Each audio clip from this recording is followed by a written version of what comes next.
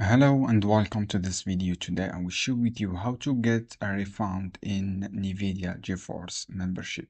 So friends, basically this is easy. You can do, just go to this option, cast help and ask. From the submit a request from here, choose the product, choose for example any product, click order, or choose NVIDIA GeForce experience, for example this one. Choose your Windows system and then choose the product member, choose subscription or choose membership, and then click on driver version, choose your driver versions.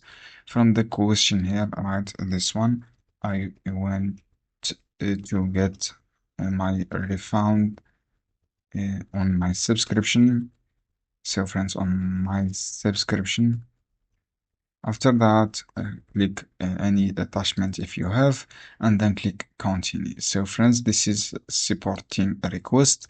For you have a chat option from here, you can use a chat right here. For example, this one, hi, and then choose any message from here. Click I want to get full refund, and then just wait answer from chat.